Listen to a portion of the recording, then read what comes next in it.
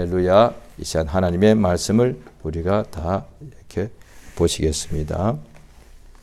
하나님의 말씀은 누가복음 5장 되겠습니다. 신약 성경 누가복음 5장 1절 되겠습니다.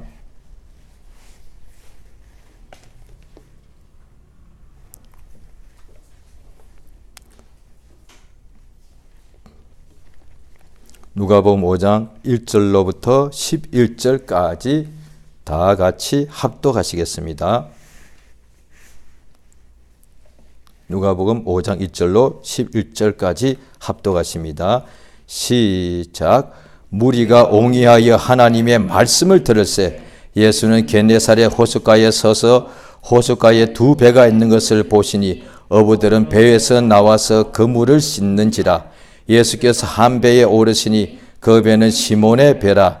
육지에서 조금 뛰기를 청하시고 앉아서 배에서 무리를 가르치시더니 말씀을 마치시고 시몬에게 이르시되 깊은 데로 가서 그물을 내려 고기를 잡아라.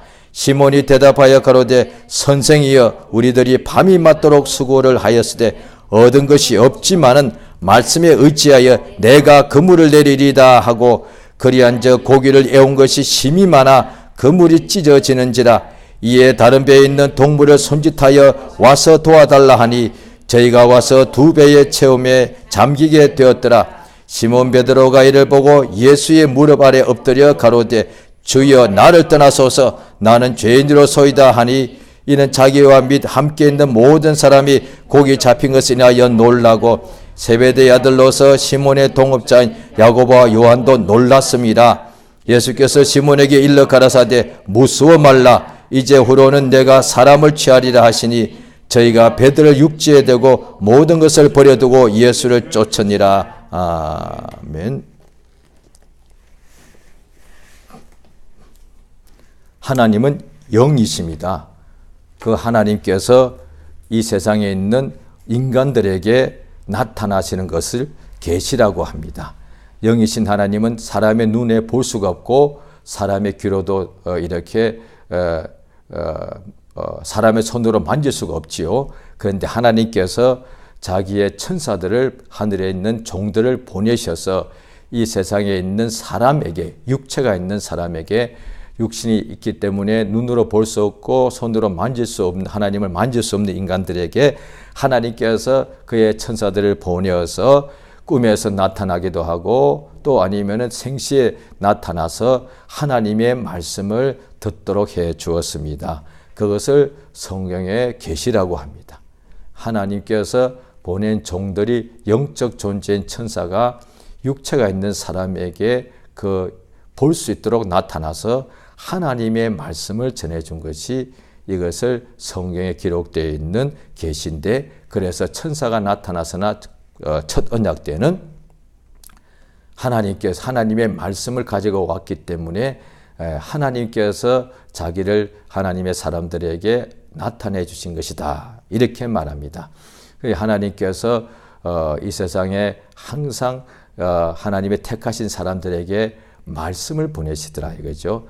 천사를 보내셨는데 천사가 하나님의 명령을 가지고 왔기 때문에 정확하게 하면은 하나님께서 택하신 사람들에게 말씀을 주십니다. 그래서 그것을 계시라고 하는데 물론 계시가 말씀이 귀에 들리는 과정에 환상도 보이고 꿈도 꾸고 그렇게 되었습니다. 그래서 신약도 보면은 맨 먼저에 보면은 마리아에게도 가브리엘 천사가 생시에 나타나서 하나님 말씀을 전해주고 또 요셉에게도 꿈에 나타나서 하나님 말씀을 전해주더라는 거예요. 그 다음에 사가랴도 제사장 직무를 하기 위하여 성전에 들어가서 천사를 보고서 하나님 말씀을 들었습니다. 성전에서 보았고 집에서 보았고 낮에 생시에 잠자지 않고 또 꿈에서 천사를 보았습니다. 다 천사를 본 것은 동일합니다. 그런데 그 천사가 말씀을 전해줬습니다.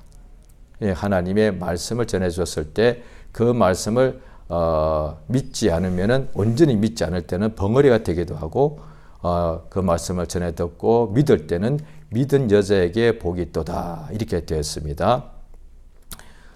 첫 언약 때나 지금이나 간에 예수님께서 마침내 하나님의 그 말씀의 약속 따라서 하나님께서 보내심을 따라 예수가 이 세상에 오셨는데 30세 때까지는 그가 그냥 한 가지로 부모를 받들고 순종하시다가 때가 참에 하나님께서 그에게 성령을 한량없이 부어주신 그 날로부터 하나님의 말씀을 전하시더라. 이렇게 되어 있습니다.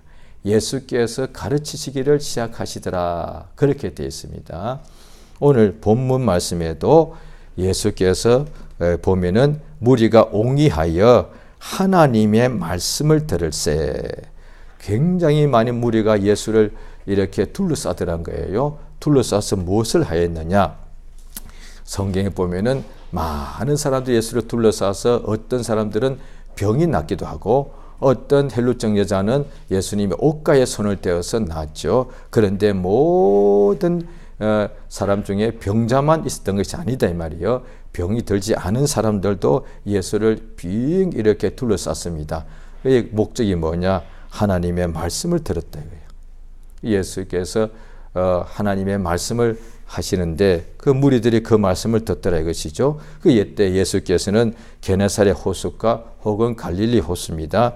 거기에 호숫가에 두 배가 있는 것을 보시고 여기 보니까 날이 밝았습니다. 날이 밝았는데 그 어부들은 배에 나와서 그물을 씻는지라. 예수께서 한 배에 오르시고 그 배는 시몬의 배라. 베드로의 배죠. 육지에 조금 뛰기를 성하시고 앉아서 배에서 무리를 가르치시더라. 설교했습니다. 말씀을 마치시고 시몬에게 이르시되 깊은 데로 가서 그물을 내려 고기를 잡아라.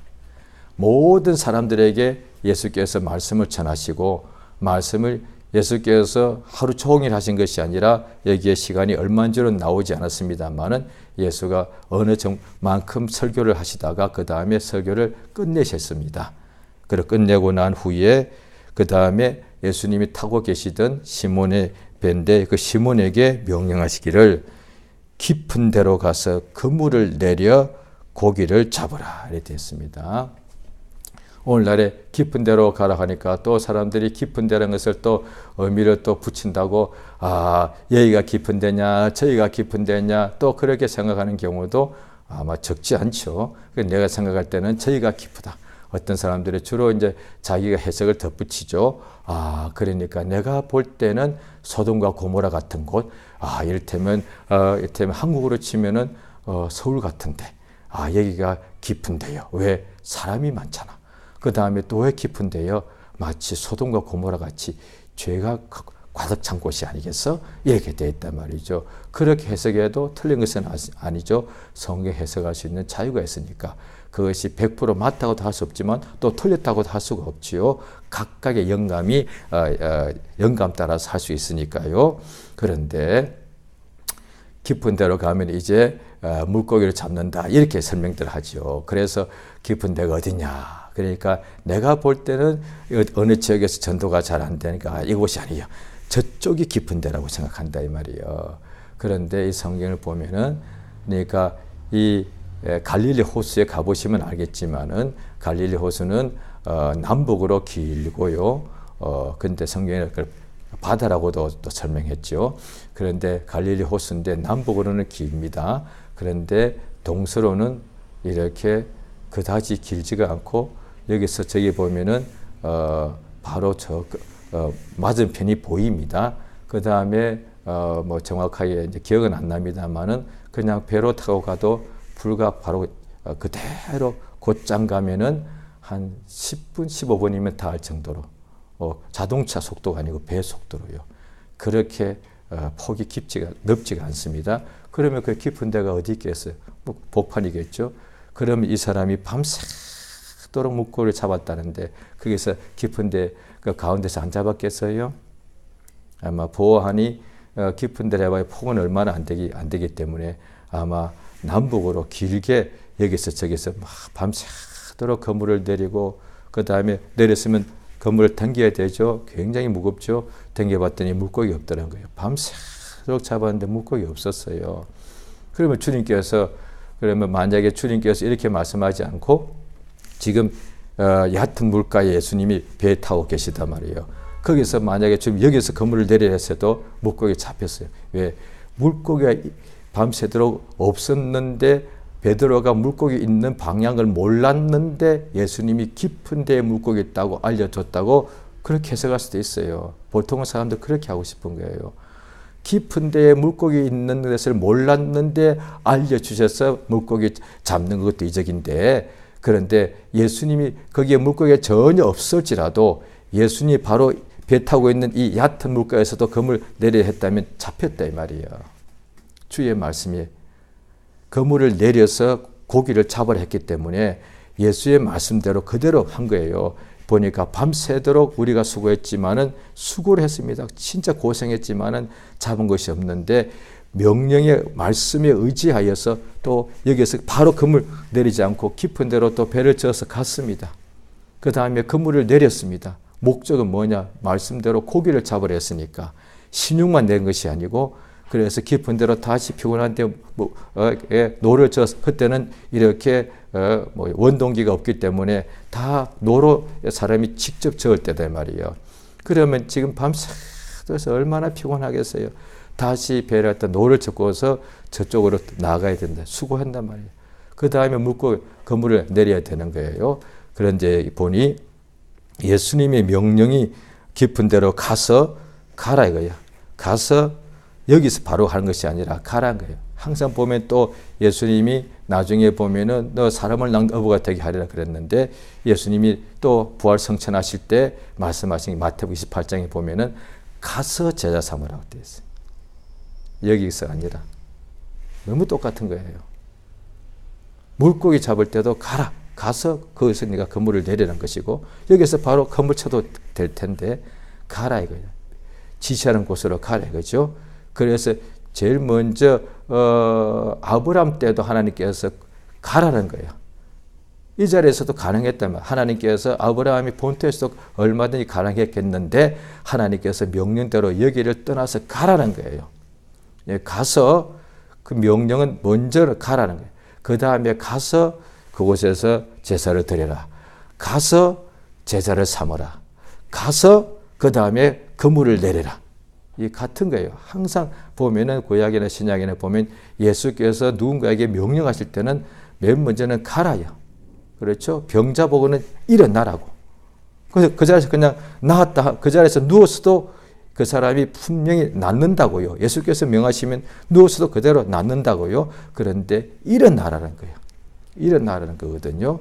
예수께서 깊은 데로 가라. 그 다음에 그물을 내려라. 그 다음에 물고기를 잡으라 하셨는데, 시몬이 대답하여 가로되 선생이여, 이때는 선생이라 그랬습니다. 선생이여, 뒤에는 주라고 합니다. 선생이여, 아직 이 사람이 예수를 주라고 아직 믿지 않은 거예요. 선생이여, 우리들이 밤이 맞도록 수고를 하였으되 얻은 것이 없지만은 말씀에 의지하여 내가 그물을 내리리이다. 이 세상에 있을 동안에 우리가 열심히 살 때도 있지만은 어떤 날은 똑같은 날 똑같이 일을 해도 어떤 날은 그냥 헛될 때가 있단 말이에요. 학생이 공부를 해도, 직장인이 일을 해도, 가정에서 뭘 해도, 심지어 목회를 해도 어떤 날은 열매가 맞다가 어떤 날은 열매가, 수고를 아무리 해도 열매가 없을 수 있단 말이에요. 전도할 때도요. 전도할 때도 그 어떤 때는 막 사람들이 막 전도가 엄청나게 잘 될 때도 있지만 어떤 데 전도가 몇 달에 해도 한 명도 안 될 때도 있단 말이에요. 그런데 그때 누구든지 밤새도록 수고했는데 뭔가 얻으려고 했단 말이에요. 얻으려고 수고하는 것이죠. 영적인 일이 되었건 세상에 속한 묵고 사는 일이 되었던 간에 다 일한다는 것은 뭔가 수확하기 위해서 한단 말이에요. 농사의 일이건 그 다음에 어부의 일이건 사무실에 앉아있는 일이건 무엇이든 간에 자식을 키우는 일이든 간에 뭔가를 얻기 위해서 수고한단 말이에요. 그런데 우리가 그렇게 밤이 새도록, 짧이가 아니라 밤새도록 수고해도 얻은 것이 없단 말이에요. 그러면 낙심한다 이 말이에요. 좌절하지요.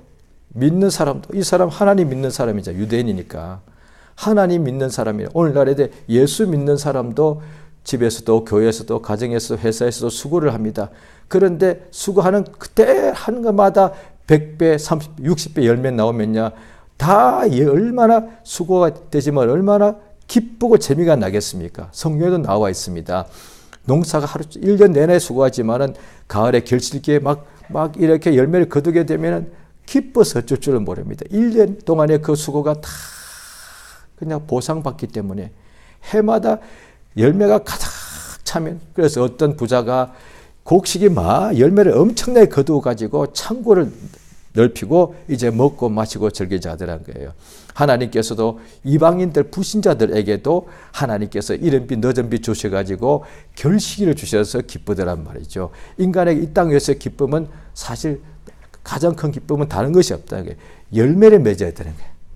그게 제일 큰 기쁨입니다. 아무리 자기가 훌륭한 집안에 태어나고 아무리 머리가 똑똑하고 아무리 힘이 장사랄지라도 열매가 없으면 그걸 기쁠 수가 없어요. 반대로 그렇게 대단한 인물도 아니고 비천한 집안에 태어나고 학식이 많지 않고 그렇지라도 자기가 일한 대로 열매를 거두게 되면 얼마나 기쁜지, 그래서 그 기쁨 가지고 다 살아간다 이 말이죠. 하나님께서는 결실을 주사 기쁨을 주신다고 되어 있다 이 말이에요. 그런데 이 세상에 있을 동안에 믿는 사람들도 때때로 수고해도 열매를 얻지 못할 때가 있단 말이에요. 그러면 낙심을 해요.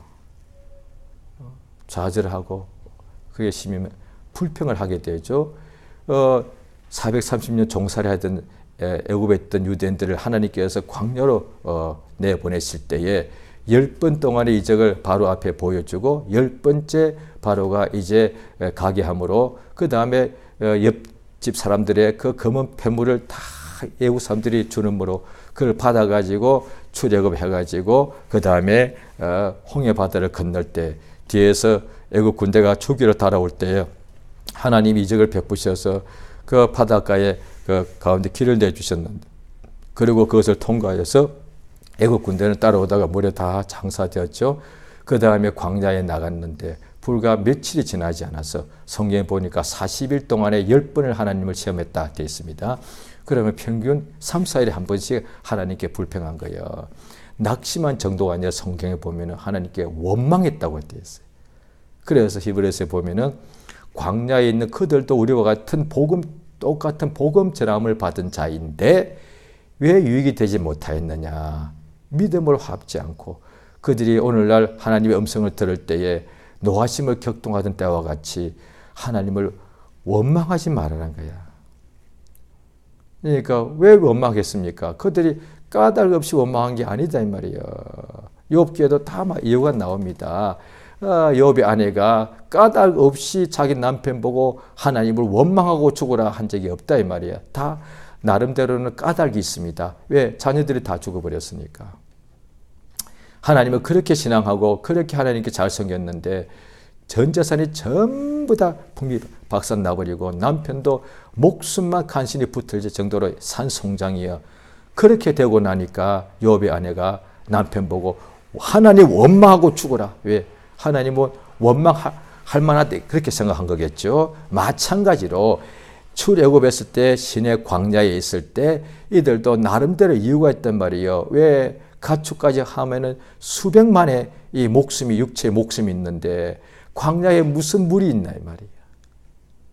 그러면 하나님께서 광야에서 우리를 섬기라고 보내셔서 그래서 우리는 이적으로 나왔는데 광야에 딱 나와보니까 그저 광야인데도 바로 눈앞에 그냥 샘물이 터져 나오더란 거예요. 그랬으면 원망했겠어요? 아마 계속 찬양만 했을 거예요. 그냥 워낙 그들은 광야를 아는데 광야에 그냥 물이 없는데도 자기들이 이미 딱 가니까 이미 첫날부터 물이 막 솟아나오고 그 다음에 하늘에서부터 만나가 계속 내려왔다면 첫날부터 원망 안 했을 거예요. 그런데 첫날부터 보니까 아침에 보니까 광야에 물이 없네. 그래 하루 종일 있다 보니까 얼마나 목이 말랐겠어요.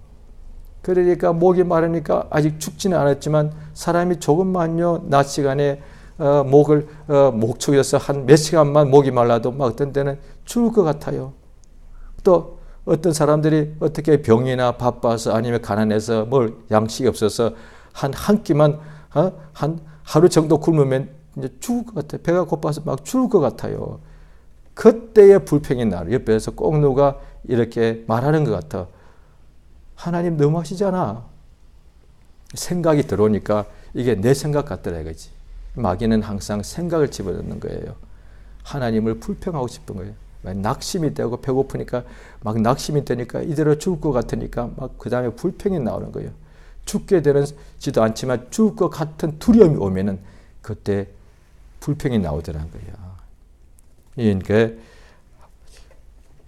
하나님께서 이렇게 역사하실 때에 밤새도록 내가 수고했으면 물고기를 못 잡았으면 불평해야 되잖아요. 당신이 뭔데 아직 선생이니까 비록 당신이 무슨 선생 같은데 내 배를 타고서 설교하는 거 보니까 무슨 그때 이스라엘에 그런 말씀 전하는 율법사나 세관 선생들이 많았으니까 율법의 선생들이 많았으니까 당신이 보니까 선생 같은데 아니 당신이 뭔데 밤새도록 수고하고 밤에 한 시간만 일한 것이 아니에요. 밤 꼬박 세워서 일을 했어요. 물고기 잡아보겠다고. 보통 하다 보면은 중단에 그냥 포기해버리잖아요. 오늘은 그냥 불신자들이 흔히 쓰는 말. 오늘은 재수 없어. 오늘은 그만돼. 그냥 포기해. 심지어 신자들도 어떤 때는 기도를 하는데 기도가 응답이 자기 시간대에 빨리 안 오면은 기도를 포기하는 경우 중단하는 경우가 적지 않고 전도자들도 전도하면 뭔가 기도를 많이 하고 뜨거워서 전도하면 한 2, 3일 안에 뭔가 영혼들이 많이 올 것 같은데도 자기 생각대로 안 오면은 한 일주일 지나다가 그냥 포기하지 않겠습니까? 오늘도 전도하러 가야지. 처음에 전도 시작할 때는 내가 이 지역에서 큰 부흥을 보기 위하여 한 달이고 1년이고 안에 내가 매일 기도하고 매일 전도해서 이 지역 전체를 내가 부흥시키리라. 사실 그렇게 하고 나갑니다. 그런데 일주일 동안 열심히 전도해도 한 명도 반응이 없으면은 매일 내가 여기서 6개월 1년 안에 내가 폭발적인 부흥을 벌이려 이렇게 나갔는데 일주일 안에 끝내버린 경우도 허다합니다. 전도를 하기 전에는 심령이 막 뜨거우니까 막 그냥 뭔가 감정이 막 흥분되고 성령의 감동도 있지만 자기 감정이 흥분되니까 아직 해보지 않았으니까 지금 내가 기도를 많이 하고 있는 상태니까 내가 나가면은 권능이 함께하기 때문에 이 지역에 막 폭발적으로 막 열매가 막 따라오기 때문에 그러면 내가 이 지역 6개월 1년 안에 내가 지금까지 누구도 못했던 일을 내가 막 부흥을 시키고 부흥할 수 있겠다는 그런 어떤 담대함이 생깁니다. 이제 거기에 이제 하다 보면은 실제로 믿음으로 한 것이면 실제로 그 담대함의 역사가 나타나고 아니면 자기 어떤 감정, 자기 확신이라면은 얼마 안 가서 그게 딱 중단돼 버립니다. 내가 나가자마자 다 됐으면 지금 지구상 2000년까지 오지도 않고 벌써 지구상 전부 다 복음이 되고 예수가 오셨겠죠? 왜? 하나님 뜻대로 기도하고 복음을 전하러 나가는 거니까. 우리가 한번 나갔다면 그냥 나가는 때마다 사람들이 딸려서 온다면은 지금 전부 다 교회마다 지금 엄청나게 성장하지 않았겠습니까? 그런데 잘 안 됐겠죠? 실제로 개인으로나 어떤 선교로나 아니면 교회로나 간에 교단으로나 간에 다 엄청나게 성장한 교회도 있지만 그 교회의 숫자가 실제로 숫자는 적죠. 다수는 그게 안 되죠. 그 말은 뭐예요? 다수는 잘 안 되니까 낙심했든지 물어보진 않아서 모르죠. 그런데 결과를 보면 안다는 거죠. 다수는 전도를 안 했거나 그러나 대부분의 전도를 했다고 봅니다. 기도하고 전도를 씨를 뿌렸다고 봅니다. 그런데도 왜 그만큼 성장된 숫자가 많지 않느냐. 낙심하거나 중단했겠죠. 그런데 소수의 개인으로나 소수의 어떤 그룹이나 선교로나 교회가 성장한 교회가 있습니다. 가서 한번 이야기해보면 합니다. 계속 한 거예요. 물어봅니다. 당신 흔들리지 않았느냐? 흔들렸습니다. 낙심되었습니다. 그런데요, 다시 일어나, 다시 말씀 의지하여 샜습니다. 말씀 의지하여 그물을 내리이다. 한 번도 나는 낙심이 안 되고 한 번도 흔들리지 않았다고 하는 사람 저는 지금까지는 들어본 적 없습니다. 있다면 아마 거짓말일 겁니다.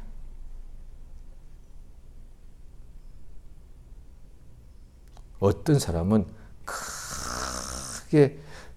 크게 엄청나게 크게 한 사람은 이야기 들으면 더 많이 했죠. 더 많이 했으니까 더 많이 방해받았고 더 많이 힘들었고 더 많이 괴롭고 더 많이 넘어졌다는 거예요. 그런데 더 몸부림을 쳤다는 것이죠. 그 결과 이렇게 된 것이죠. 그 차이입니다. 어떻게 일어나느냐. 그러니까 일을 해도 수고를 했는데도 밤새도록 진짜 1년 동안 6개월 동안 한 달 동안 그렇게 수고했는데 내가 맡은 줄로지은 구역에서 내가 충성을 다했는데도 열매가 금방 눈에 잘 안 보일 때가 있단 말이죠. 그러면 낙심이 되더란 거예요. 그러나 주의 말씀에 의지하여 그물을 내리리이다. 그러니까 주님이 그물을 내리라고 깊은 데로 가서 그물을 내려 고기를 잡으라는 명령을 주셨기 때문에 그 말씀 따라서 내가 그물을 내리겠습니다. 이건 일어난 표적과 기사는 다른데요. 그런데 성경에 기록되는 내용은 너무 똑같습니다. 내 친구가 중풍병자가 완전히 산송장같이 침상에 누워있는 그것을 들고 왔다 이 말이죠. 예수께서 친구들의 믿음을 보시고 성경에 나와 있습니다. 그러니까 거기다가 성경에 보면은 그 본인의 믿음을 보셨는데 이 경우는 친구들의 믿음을 봅니다. 참 대단합니다. 그래서 주변 사람들의 가까운 이웃들의 믿음의 역사에 응답되어서 그렇게 완악한 사람이 예수 앞에 나오는 역사가 있다는 것이지요. 예수님께서 그 중풍병자 보고 뭐라고 하셨는데 어떤 일을 하셨느냐? 그에게 안수하셨습니까? 아니요. 거기에서 어떤 더러운 귀신을 꾸짖어 쫓아냈습니까? 아니요. 예수님께서 명령하셨습니다. 꼼짝도 못하는 중풍병자 보고 일어나라고 그랬습니다. 일어날 수 없는 사람이에요. 일어날 수 없는 사람에게 일어날 수 있는 사람이 일어난 게 아니에요. 깊은 데 물고기가 있어서 예수님이 물고기 있는 방향을 알려주신 게 아니에요. 거기에 없던 데예요. 그런데 주님이 말씀하시니까 왜? 하나님은 죽은 자를 살리시고 없는 것을 있는 것 같이 부르시는 하나님. 거기 물고기가 없었는데도 예수님이 고기를 잡아라 하면 고기가 잡혔다 이 말이에요. 그게 하나님의 말씀이다 이 말이에요. 그러니까 하나님은 전능자세요. 굉장히 중요합니다. 전능하신 하나님께서 어떻게 하나님의 전능이라고 우리가 알게 되었는가? 하나님께서는 물을 말씀으로 하니까 그게 다 있게 되더란 거예요. 그게 전능자잖아요. 하나님의 전능을 우리가 다 너무도 아주 기본적으로 알고 있는데 처음에 교회 나와서 하나님께 대해서 다 배울 때 하나님이 누구십니까? 전지전능하신 분입니다. 그 전능이 뭐예요? 하나님께서는 뭐든지 하시더란 거예요. 실제로 뭐든지 하는 것을 입증이 됐나 이 말이에요. 하나 입증된 것이 없는데 그저 전지전능합니다. 그 무슨 의미가 있어요? 왜? 실제로 본 것도 없고 하나님께 전능한 것을 행한 적도 없다면 그건 하나의 그냥 관념에 불과한 것이 된다고요. 실제로 성경에 기록되는 것을 보니까 기록되는 것 그대로 보니까 하나님은 전능하시더란 거예요. 어떻게 해요? 아무것도 없는데 아예 없는데 무예요.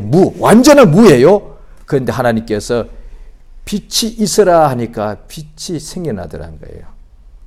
그러니까 하나님께서는 항상 천지 만물을 그가 지으시고 또 그 안에 있는 여러 가지 것들을 하나님께서 항상 믿는 자를 통해서 역사하실 때에 오직 말씀으로 하시더란 거예요. 그러니까 전능자죠. 전능자가 그는 회전하는 그림자도 없고 이 땅에 오실 수도 없는데 하늘들의 하늘보다 더 크신 분이니까 그가 어떻게 전능하심을 그의 능력으로 역사하시느냐? 말씀, 명령하시니까 그대로 되더란 거예요. 그러니까 성경에 그대로 예수님이 공생애 동안에 하신 것이 기록이 되어 있습니다. 그들이 그걸 다 기억해서 적어놓았다 이거예요. 일어나지 못하는 중풍병자 보고 일어나라 하셨다 이 말이에요. 그런데 이 사람이 일어나서 너의 침상을 들고서 걸어가라 하셨단 말이에요. 그런데 그 명령 그대로 일어나서 자기의 침상을 들고서 걸어가더란 거예요. 이렇게만 성경에 나와 있습니다. 그러면 어떻게 되느냐? 결국 이 사람도 예수의 말씀에 의지했다는 것을 알 수가 있는 거죠. 이 중풍병자가 딱 누워서 예수님이 일어나 내 짐승을 들고 걸어가라 하시니까 주여 내가 이렇게 중풍으로 앓은 지 10여 년 되었는데 지금 내가 꼼짝을 못하지만은 주의 말씀에 의지하여 일어나리다 하지 않았어도 그게 그렇게 된 거다 이 말이야. 왜? 그렇지 않으면 일어날 수가 없으니까. 이 중풍병자가 주의 말씀에 의지하더라 라고 성경에 없습니다. 그런데 그러지 않고는 결단코 일어날 수가 없는 거니까.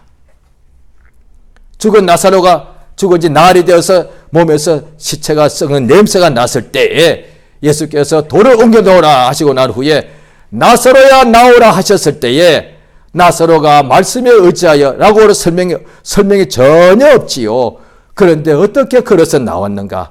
말씀에 의지하여서 주님이 나오라고 나사로야 나오라고 하셨으니까 그 말씀을 따라서 나사로가 영혼이 다시 육체로 돌아왔겠죠. 그 다음에 그 말씀 따라서 죽은 시체가 일어나가지고 그 무덤 밖으로 걸어서 나오더란 거예요. 또 백부장이 유대인이 아니죠. 로마의 백부장이죠. 그런데 유대인을 위하여 얼마나 참으로 큰 일을 많이 했는지 그의 아들이 죽게 되었을 때에 그 같은 회당에 있는 장로들이 와서 예수님, 이 사람이 우리 민족을 위하여 참 좋은 일을 많이 했습니다. 이 사람의 아들을 고쳐주옵소서라고 했을 때 예수님이 그걸 아시고 가자! 내가 가서 고쳐주겠다! 했을 때 이 백부장이 말씀을 듣고서 주님이 내 집에 들어오시면 내가 감당할 수가 없으니 맞지요. 하늘들의 하늘도 하나님을 감당할 수가 없는데 하나님의 아들 하나님 예수께서 직접 오셨는데 내가 그를 어떻게 내 누추한 집이 그를 우리 집에 모실 수 있는가? 다만 말씀만 하옵소서. 나도 내 위에 상관이 있고 내 위에도 부하가 있는데 나도 내 위에 상관이 나보고 가라 하면 가고 서라 하면 서고 나도 내 밑에 있는 부하 보고 가라 하면 가나이다. 예수께서 가라 하시니까 그 말 듣고 가니까 이미 종들이 달려와서 당신 아들 낳았습니다 하니까 언제 낳았느냐 하니까 예수가 명한 그 시간에 낳았더래요. 예수께서 말씀하시기를 이스라엘 중에 내가 이만한 믿음을 만나보지 못했다. 정확하게 나옵니다.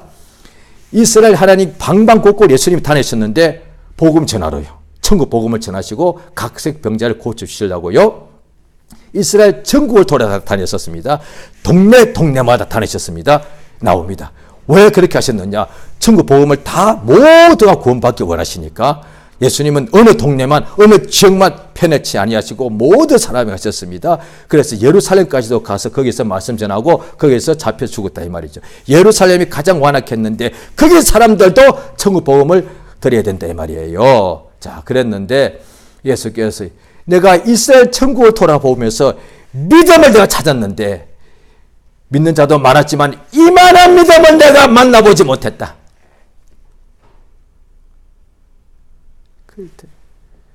하나님은 사람은 외모를 보시는데 외모를 보나 하나님은 우리의 중심 보시는데 성경에 그렇게 나와 있죠. 그럼 중심은 뭘 보신다는 거예요?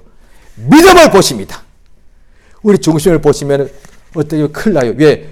예수가 친히 말씀하시기를 바리새인들은 몸은 깨끗한데 속은 악한 생각 온갖 더러움이 있다는 거예요. 살인, 음란, 광패. 하나님이 내 속을 그것을 보신다면 나 큰일 나는 거예요. 그런데 하나님은 우리 인간의 속을 다 아시는데 그래 자기를 사람이 어떠하지 않다고 하셨습니다. 왜? 친히 사람의 속을 아심이라. 사람의 손은 악한 생각밖에 없어. 육신 안에는. 그러나 그 신기한 것은요. 참 은혜입니다. 다 육신이 있지 않습니까? 그 육신의 생각은 불신자나 신자나 똑같습니다. 하나님과 원수가 되는 생각이죠. 사람의 일을 생각할 때 예수께서 사탄이라고 그랬습니다. 그런데 육신을 가지고 육신의 생각밖에 할 수 없는 어릴 때부터 평생의 속에는 악한 생각밖에 없는 육신인데 어떻게 그 속에 믿음이 나냐 이 말이에요. 이거야말로 광야에서 샘이 나는 것보다 더 큰 역사야. 지금도 광야 어디는 그들이 잘 찾으면 어디는 물줄기가 흘러서 나와요. 그게 파내면 물이 나온다고. 그런데 이 육신 속에는 악한 생각과 음란함과 더러움밖에 없는데, 그래서 이 속에 짐승 안에 죽음이 가득, 뼈가 가득 차 있다고 그랬는데 어떻게 여기 속에서 믿음이 나냐? 외부에서 믿음이 나는 것이 아니고 이 더럽고 추한 심령에서 믿음이 나더라는 거예요. 하나님의 은혜다 말이에요. 이 믿음이 속에서 나온 거라면은 내 의로 되는 것이지요. 그런데 하나님이 주신 거예요. 어떻게 하나님이 주신 것이냐? 말씀을 들을 때 믿음이 났다는 거예요. 무슨 말씀? 하나님의 말씀. 하나님께서 우리에게 말씀을 주신 것은 우리에게 믿음을 주시는 것이 그 뜻이에요. 믿음을 달라고 하니까, 그러니까 어린 아들이 어릴 때부터 불과 물에 귀신이 자주 던졌나이다. 그러니까 그 아이가 파리에 죽게 됐을 때 그 아버지가 예수의 제자에게 와서 고쳐달라 하니까 못 고쳤습니다. 예수님께서 무슨 일이냐 했더니 그 아비가 예수님에게 말씀하시길, 선생이여 무엇을 할 수 있거든 좀 고쳐 도와달라 그랬습니다. 예수께서 말씀을 주십니다. 할 수 있거든이 무슨 말이냐? 믿는 자에게 능치 못할 일이 없다라고 말씀을 주니까 바로 이 사람 속에 믿음이 생겼습니다. 내가 믿나이다. 나의 믿음 없는 것을 도와주옵소서. 구약이나 첫 언약도 하나님 말씀이지요. 신약은 더군다나 하나님 아들로 그가 성령이 임한 그날부터 하나님 말씀을, 하나님의 보내신 자는 하나님의 말씀을 전하더라. 하나님께서 그에게 성령을 한량없이 부으시더라. 하나님의 말씀, 생명과 진리의 말씀을 듣는 것 자체가 하나님 우리에게 믿음을 주시는 거예요. 왜? 믿음은 들으면서 나는 거니까. 하나님께서 오늘도 우리가 아침에 일어났을 때, 아니면 복 있는 사람은 주야로 하나님 말씀을 즐거워하여 그 말씀을 상고 묵상하는 자로다. 또 복 있는 사람은 간절한 마음으로 말씀을 받더라. 새벽이든 밤중이든 배고플 때건 실패해서건 열매가 없을 때건 간에 병들었을 때 간에 하나님 말씀을 들으면 하나님 그 사람에게 지금 믿음을 주겠다는 거예요. 병자들이 하나님 말씀을 보통 안 받고 그냥 어떤 능력이 와서 그냥 손만 얹어주길 바란다 이 말이에요. 아니다 이 말이에요. 지금 내가 위기가 왔습니다. 우겨쌈을 당했습니다. 너무 괴로움이 많습니다. 그때에 하나님께서 그에게 믿음을 주십니다. 왜? 믿음이 없이는 하나님을 기쁘시게 할 수가 없으니까 문제가 반드시 어떤 문제도 해결되는데 믿는 자에게는 능치 못할 일이 없는 거예요. 그러면 믿음만 가지면 되는데 이 믿음은 하나님이 주시는 믿음을 가져야 돼요. 그 하나님 주시는 믿음을 어떻게 가져요? 보통 이렇게 또 설명합니다. 그래서 처음에 무조건 응답해 주옵소서, 해방시켜 주옵소서, 고쳐 주옵소서, 살려 주옵소서, 낫게 주옵소서, 응답해 달라고 기도합니다. 그러고 나한테 응답이 그냥 어느 날 절로 온다고 생각하는 거예요. 그런데 하나님 말씀을 더욱더 성령으로 함께 깨닫게 되면 내가 밤새 구하는 것도 잘못된 건 아니지만 아무리 내가 금식하며 철야 기도할지라도 믿음을 가지지 않으면 그것이 응답이 오지 않는 거였구나. 왜? 믿음이 없이는 하나님을 기쁘시게 할 수 없으니까.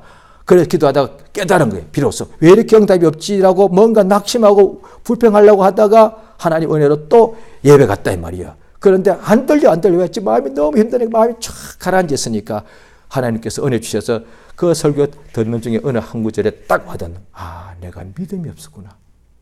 깨닫다 이 말이야. 보통 낙심하면 아예 말씀들을 아예 안 와버리잖아요. 그래도 계속 와야 되는 거예요. 예배를. 그러면 하나님께서 그걸 보시고 깨닫게 하십니다. 들리는 거예요. 내가 믿음이 없었구나. 기도가 바뀝니다. 주여, 내게 믿음을 더해 주시옵소서. 할렐루야.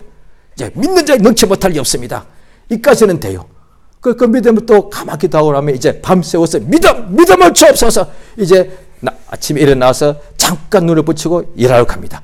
그리고 가는 사이에 믿음이 쑥 들어왔다고 생각합니다. 믿어지더라. 그럴 수도 있죠. 그런데 대부분 아니에요. 그게 믿어지는 것은 잘못되면 자기 확신에 불과해요. 그래서 이렇게 믿어지더라고요. 그런데 내가 믿어지는데 일어나라! 대체다! 안 되더라고요. 내가 믿었는데 그 어떤 사람이 금식이 40일 하고 난 뒤에 물이 딱 그때 마음에 믿음이 생겨서 물이로 걷자! 그런데 빠져 죽을 뻔했다 이거야. 내가 믿었다 이 말이야. 그 믿음 아니에요. 그러니까 믿음을 주시옵소서! 그럼 응답해 주시죠. 어떻게? 말씀이 귀에 들리더라 이 말이에요.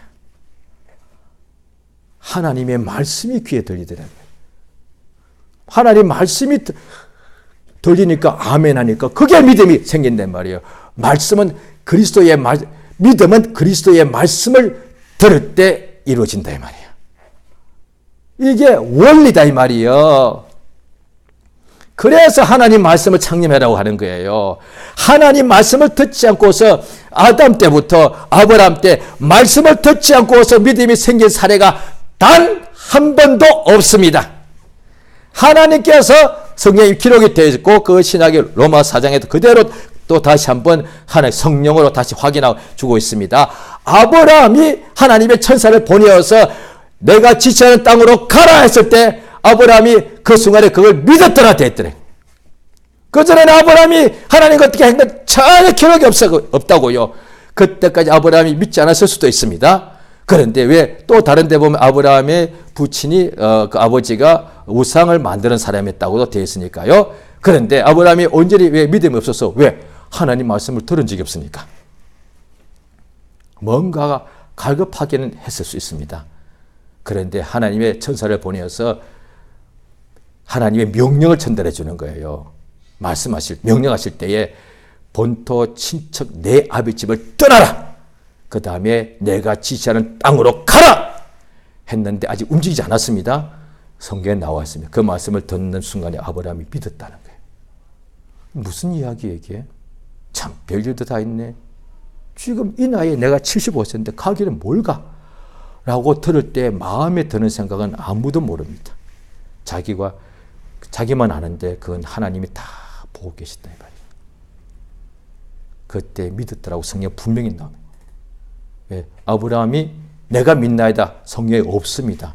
그건 아브라함이 말씀에 따라서 그가 움직였거든요. 그런데 성경에 그가 믿었다고는 확실히 안 나오는데 로마서에 나와 4장에 믿었다고 돼. 하나님께서 너 의롭다. 믿었기 때문에 그 말씀을 믿었기 때문에 그대로 마치 중풍병자 일어나듯이 가라니까 그대로 갔다 이 말이야. 본토 친척 아버지 집을 떠났다 이 말이야. 믿지 않으면 그거 못 떠납니다. 가라는 명령을 믿지 않으면 그게 못 가게 돼 있다는 거예요. 자, 믿음은 하나님의 말씀, 살아있는 말씀을 그걸 들을 때에 믿음이 납니다. 그래서 이 믿음을 하나님의 믿음, 하나님의 선물이라고 그러는 거예요. 그러므로 오늘날 우리가 그의 음성을 듣거든 노하심을 격동할 때와 같이 마음을 강팍하게 하지 말라. 지금 어떤 상황이든지 광야에 있든지 물이 없어서 목말라 죽을 지경이든지 물을 마셔도 양식이 없어서 나와 내 자식들이 다 굶어 죽게 되는 상황이든지 간에 하나님 말씀을 들을 때 아멘. 그 때문에 마음이 강팍해져가지고 지금 죽게 생겼는데 말씀은 무슨 말씀? 이렇게 육신의 생각이 나오고 원수가 방해한다는 거예요. 일어나라. 지금 내가 다 죽게 생겼는데 지금 내가 몸에 힘도 하나도 없는데 무슨 일어나서 침상을 들고 걸어가라는 거예요. 오늘날에도 이적과 기사를 보겠다고 수많은 병자들이 하나님께 나오는데 다 하나같이 그냥 자동적으로 뭔가 자기가 벌떡 일어서기를 바란다 이 말이에요. 자기 의지는 상관없이 저절로 강제적으로 자기는 가만히 있는데 몸이 쑥 일어나더란 거예요. 그게 신비주의다 이 말이야. 구약이나 신약이나 그런 경우는 거의 없어요. 있더라도 성경을 성경으로 풀면은 사실 그 사람이 마음으로 주 앞에 순종한 거예요. 그러니까 하나님의 명령이 그러니까 그때 임한다 이 말이죠. 괴로움이 있을 때, 병들었을 때, 또 하나님의 말씀이 성령께서 예수의 말씀을 생각나게 하시는 거예요. 그러니까 예수께서 하신 말 생각납니다. 일제면 몸에 병이 있단 말이에요. 그게 금방 안 낫더라고요. 안수해도 고침받지 못하더란 거예요. 답답하죠. 병이 더 악화되니까 괴롭죠. 그럴 때 낫게 해주시옵소서 기도도 하고 어떤 주의 동안 안수받을 때 낫게 해주시옵소서 낫는 사람도 있고 안 낫는 사람도 있어요. 안 낫는 사람은 또 더 답답하고 또 한 번 안수받고 또 안수받고 또 이 사람 저 사람 또 안수받으러 막 다니는 거예요. 그래도 안 낫는 경우들이 있단 말이에요. 그러면 낙심좌절하고 불평원망한다 이 말이에요. 아니요. 그때 주님이 항상 말씀을 주십니다. 예수가 채찍 맞으심으로 우리가 나음을 입었도다. 그 말씀을 받아들이면 믿음이 생기는 거예요. 믿음이 생기는 순간에 나아버리는 거예요, 이게. 그런데 내가 믿습니다. 나은 줄 믿습니다. 그냥 우기는 거예요. 아니, 하나님의 말씀이 기록되어 있는데 그 말씀을 그대로 받아들이면 된다 말이에요. 그러면 믿음이 그냥 하나님의 믿음을 가지기 때문에 그냥 일어나게 되더라 이거예요. 성령께서 하시는 것은 따르는 표적으로 환상도 보기도 하고 꿈을 꾸기도 하고 여러 가지 음성도 듣기도 합니다. 그러나 이 모든 것의 여러 부분과 여러 모양으로 나타난 거예요. 히브리서 1장 1절에 나옵니다. 하나님께서 여러 부분과 여러 모양으로 어떻게 하시느냐? 우리 조상들에게 말씀하시는 거예요. 하나님의 말씀이에요. 보여준 것도 맞고 환상도 보았고 그것도 다 맞아요. 꿈도 꾸고 다 맞습니다. 그 다음에 음성도 다 맞다는 거예요. 여러 부분과 여러 모양으로 하나님께서 보여주셨다? 아니요. 말씀하시는 거예요. 그러니까 본 것만 자꾸 의지하는데 그럴 때 하나님께서 항상 선지자들에게 보여주시면서 뭔가 말씀하셨어요. 하나님께서 뭐라고 말씀하셨냐 이거예요. 그래서 선지자들이 선지서가 구약에 많이 나오죠. 여러 사람이 있죠. 항상 이랬습니다. 만군의 주의 말씀이다. 항상 그랬어요. 자기의 권위를 두지 않고 그 다음에 자기가 하나님 말씀을 전하고 난 후에 본대로 들은 대로 하고 난 후에 반드시 이랬습니다. 만군의 하나님의 말씀이니라 라고 말씀이라고 항상 알려줬다 이 말이에요. 이 예수의 명령대로 내가 말씀에 의지하여 그물을 내리리다 하니까 세상에 그물이 찢어질 만큼 실제로 물고기가 잡혔어요. 그래서 이 베드로가 동업자인 야고보와 요한도 불렀습니다.